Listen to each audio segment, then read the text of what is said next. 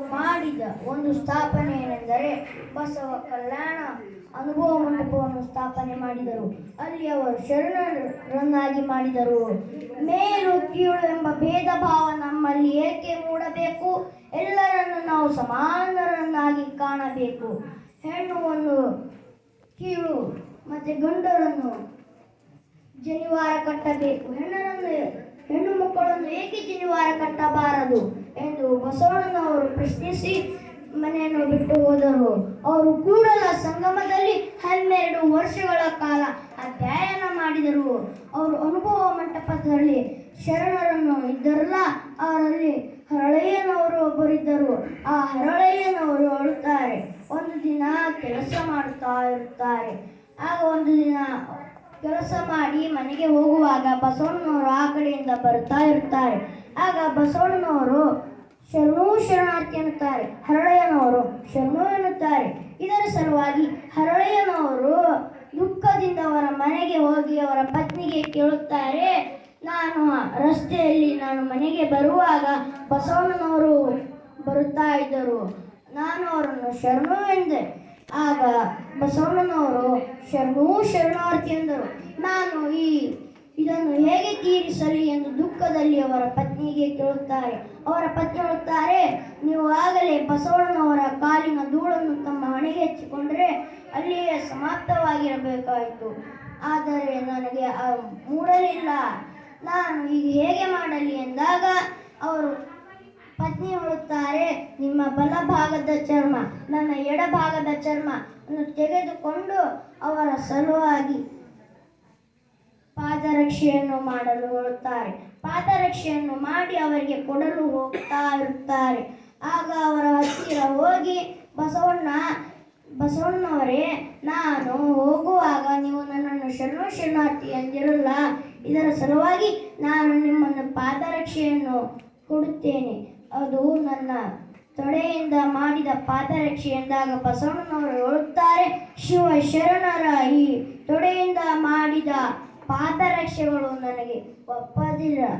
ಆ ಶಿವನಿಗೆ ಒಪ್ಪದು ಎಂದು ಆ ಪಾದರಕ್ಷೆಗಳನ್ನು ತಮ್ಮ ತಲೆಯ ಮೇಲೆ ಇಟ್ಟುತ್ತಾರೆ.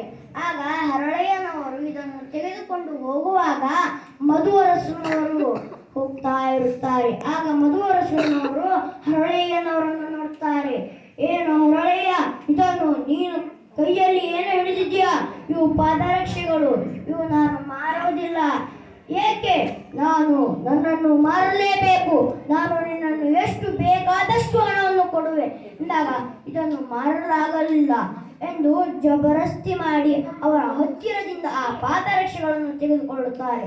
ಆಗ ಅವರ ಮೈಯೆಲ್ಲ ಉರಿ ಉರಿ ಉರಿ ಎಂದು ತಾಪದಲ್ಲಿ ಅವರ ಮನೆಗೆ ಹೋಗುತ್ತಾರೆ. ಹೀಗೆ ಸ್ನಾನ ಮಾಡಿ ಬಸವಣ್ಣನವರು ಹೋಗಿ ಕೇಳುತ್ತಾರೆ, ನಿಮ್ಮ ಉರಿ ಕಡಿಮೆ ಆಯಿತು ಅಲ್ಲ? ಇದರ ಪರಿಹಾರ ಏನೆಂದರೆ ಅವರು ಮಾಡಿದ ತೊಡೆಯ ಚರ್ಮದ ನೀರನ್ನು ನೀವು ಅದರಿಂದ ಸ್ನಾನ ಮಾಡಬೇಕು.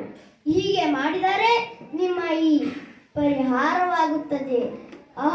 ನಾನು ಇಂತಹ ಕೆಲಸ ಮಾಡುವುದಿಲ್ಲ, ನಾನು ಪ್ರಾಣವನ್ನೇ ಹೋಗುತ್ತದೆ, ಆದರೂ ನಾನು ಇಂತಹ ಕೆಲಸ ಮಾಡುವುದಿಲ್ಲ ಎಂದು ಬಸವಣ್ಣನವರು ಅಲ್ಲಿಂದ ಹೊರಟು ಹೋಗುತ್ತಾರೆ. ಆಗ ಕೊಂಡಿ ಮಂಚಣ್ಣನವರು ಅಲ್ಲಿದ್ದ ರಾಜರ ತಲೆಯಲ್ಲಿ ತುಂಬುತ್ತಾರೆ.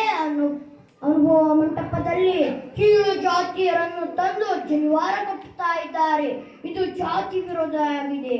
ಬಸವಣ್ಣನವರನ್ನು ನೀವು ಏನಾದರೂ ಮಾಡಿ, ಅವರನ್ನು ಹೇಗಾದರೂ ಮಾಡಿ ಈ ಕೆಲಸವನ್ನು ನಿಂದಿಸಲು ಹೇಳಿ ಅಂದಾಗ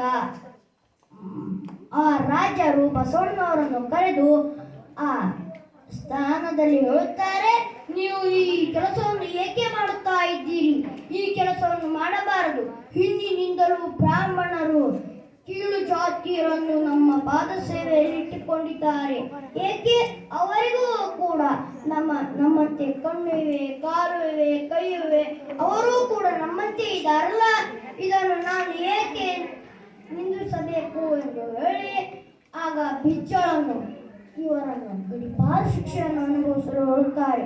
ಗಡಿಪಾರ ಶಿಕ್ಷೆಯನ್ನು ಅನುಭವಿಸಿ ಬಸವಣ್ಣನವರು ಅಲ್ಲಿಯೇ ಕೂಡಲ ಸಂಗಮದಲ್ಲಿ ಓಂ ನಮಃ ಶಿವ ಜಪ ಮಾಡುತ್ತಾ ಅಲ್ಲಿ